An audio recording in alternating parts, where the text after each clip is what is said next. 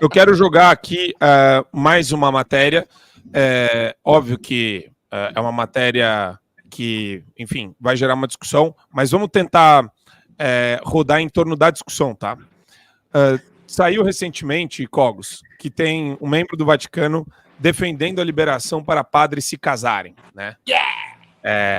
O arcebispo Charles Cicluna, secretário adjunto do escritório, no escritório doutrinário do Vaticano e conselheiro do Papa Francisco, diz que a Igreja Católica deveria pensar seriamente em permitir que padres se casem. A declaração foi dada em entrevista ao jornal Times of Malta, nesse último domingo, o domingo retrasado, dia 7. Provavelmente foi a primeira vez que opina publicamente que acredita que o assunto parecerá herético para algumas pessoas. Olha, veja bem, eu vou falar de um ponto de vista sociológico, tá? Uma vez que eu sou um cristão primitivo, eu não preciso de bispos e padres para ter um diálogo direto com a palavra do evangélico, então falar de uma maneira distanciada em relação. É lógico que foi uma questão econômica ao princípio do celibato, tá? O celibato se difere do princípio da castidade. Cristo não falou de celibato. Cristo falou de castidade. A castidade é uma integralidade da potencialidade do seu desejo vinculado a uma ordem divina, tá? Então, realmente, é melhor que você faça amor, que você transe com a pessoa que você ama dentro de um princípio de um casamento. Só que na época de Cristo nem existia casamento católico, por óbvio, que não existia catolicismo. Existia Cristo, existia o casamento judaico. Você vai se converter ao judaísmo para casar? Não, Cristo estava falando de um amor sincero com uma esposa, com uma mulher que você decide e quer e ama, para você estabelecer esse princípio da castidade, que é um princípio, a meu ver, na minha interpretação, de um olhar sobre o seu desejo, não estabelecer exatamente as outras pessoas como simples corpos que são objetos do seu desejo. Agora, em relação ao princípio católico, existe uma diferença entre celibato, a renúncia total à sexualidade, e a castidade. E eu falo, até o Bernardo Kister, tá?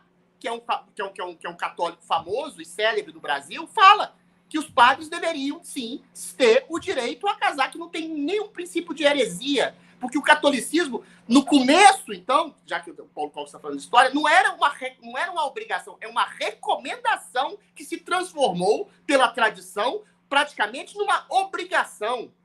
Então, os católicos poderiam, de uma maneira sociológica, para aumentar a potencialidade da vinda dos seus sacerdotes, como fazem os calvinistas, deixar, sim, que os padres se casassem e cumprissem a ordem divina dentro desse princípio de castidade e dentro desse princípio não celibatário de estabelecer a ordem familiar como princípio de amor. E a família é a tradução da família de Cristo exposta na Igreja Católica. Isso resolveria uma miríade de questões, né?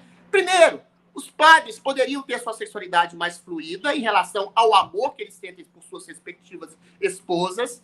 Poderiam, exatamente, a gente sabe que a igreja é um centro de 90%, 80% dos padres, todo mundo sabe disso, tá? São homossexuais, porque, eventualmente, ninguém fica num lugar que tem 10 anos só convivendo com um homem em nome de uma renúncia.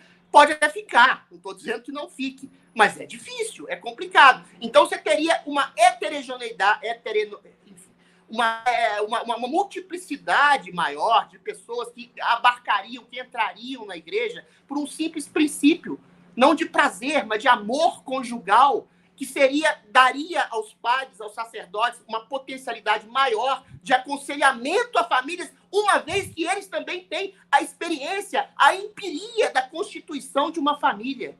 Então, não há nenhum tipo de princípio que, dentro do próprio catolicismo, tá? Desobrigue um padre a casar, a constituir sua família e exercer a sua sexualidade em consonância com uma integralidade a um princípio divino, que é o amor. Ou seja, ele ia praticar, ia ter a prática do amor familiar, ia dar o conselho do amor familiar, ia ter uma integralidade maior das pessoas que viriam para ser sacerdotes dentro da igreja. Então, problema zero. Tem toda a razão o eminente bispo aí. Pode falar, Cogos. Bom, Adriles, Bernardo Kister, vocês estão todos cometendo um ato de, no mínimo, impiedade. Adriles, você está certo que você falou do Bernardo Kister ou é uma informação solta? Sim. Ele fez uma live recentemente falando que padres poderiam se casar. Isso é um absurdo. Isso é um absurdo sem tamanho que vocês estão falando. Isso é antibíblico. Porque está escrito na primeira carta a Coríntios, eu não vou lembrar agora o capítulo, mas aquele que está casado está cuidando das coisas que são do mundo. O padre está cuidando das coisas que são de Deus. Ele é pastor das almas. Então ele não pode estar casado.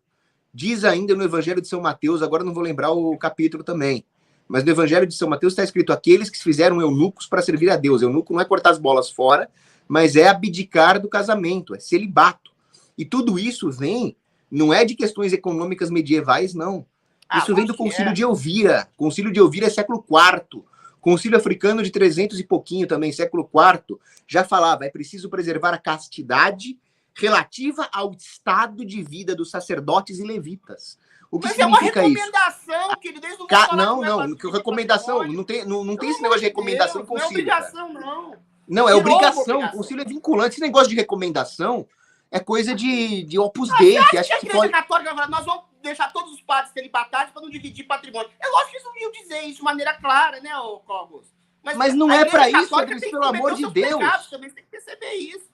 Não tem nada a ver com isso. A Igreja Católica é uma instituição de caridade que já existiu. O que existe nos concílios não é recomendaçãozinha. Isso aqui não é palhaçada, isso aqui não é Opus Dei, não, cara. Opus Dei que ficar, não, nós não precisamos seguir o que o Papa disse. Meu amigo, concílio... Você segue o que o Bergoglio disse?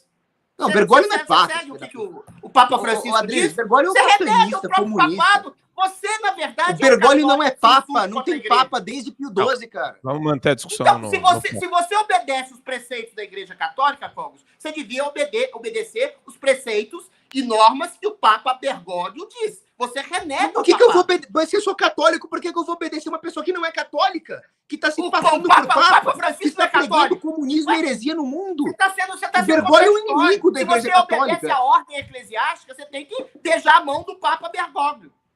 Não, ele não é Papa, Adri. Se eu me fantasiar de Papa agora, eu não tenho que ser obedecido. Eu vou ser um louco, um psicopata que está fantasiado de Papa. É o caso do Bergoglio. Ele é um louco, um psicopata, um criminoso, um herege, que está fantasiado de Papa para enganar os fiéis. Esse cara tem que ser preso, imediatamente preso. Então quem é a autoridade da Igreja? Os bispos verdadeiros. Se Deus é representado pela autoridade católica aqui na Terra, quem é a autoridade da Igreja Católica? Adri, o Papa verdadeiro, hoje não tem, mas o Papa verdadeiro e o magistério da Igreja têm que ser obedecidos à risca. Não adianta vir com aquele papo de Opus Dei de não, nós podemos resistir ao Papa. Não é para resistir ao Papa. O Papa é a autoridade a ser obedecida. Se tem um sujeito fantasiado de Papa pregando heresias, ele simplesmente não é o Papa. Ele não é um Papa a ser resistido. Da mesma forma que o magistério dos concílios da Igreja, como o Concílio de Elvira e os concílios africanos, eles não deram a recomendação do celibato. Eles ordenaram o celibato porque essa é a observância, Adriles. Essa é a observância. Deixa eu falar, Adriles, meu Deus, você me está me interrompendo. Você está me interrompendo. A observância do preceito da castidade na circunstância do estado de vida do sacerdote e do levita é o celibato. Isso foi definido nos concílios do século IV. A minha fonte, pega a fonte bíblica, em vez da fonte da autoridade que vai interpretar algo da Bíblia. Pega São Paulo, uma coisa simples. Em se podendo, é melhor não se casar para exercer o sacerdócio, para exercer a militância cristã. Agora, se casar, constitui uma boa família. Ou seja, não existe uma proibição. A questão da manifestação viva na sexualidade, do amor entre um homem e uma mulher dentro da Bíblia, isso não existe. Isso é uma recomendação através de uma interpretação que a Igreja Católica faz da Bíblia. É por isso que eu não me coloco... Paulo estava diferenciando a vida religiosa, mas não estava falando sacerdote. Eu sou um cristão primitivo que leu a Bíblia de cabo a rabo e que obedece os princípios do Evangelho. E Cristo não falou nada disso. Serei celibatário para servir em meu nome. Não falou isso, mas assim, com todo o respeito ao Adriles, mas eu não conheço essa religião cristão primitivo. Ela é nova. É da direita iluminista. É aquela que Cristo fundou, meu filho! Aí é a católica. Aí é a católica. Não tem problema. Ele fundou. E as pessoas o Adriles fala que leu a Bíblia inteira, mas pulou a primeira carta dos Coríntios. No século IV, no concílio de Nicéia, tá tudo bem, Adriles. Do imperador Constantino, que nunca foi cristão. Eu acho que é uma ele suspendeu o Elevatron, ele está muito agitado. Assine o Fio Diário. Assim você vai ter acesso integral ao programa completo Adriles sobre tudo, além de outros diversos programas na nossa plataforma. Assine aí.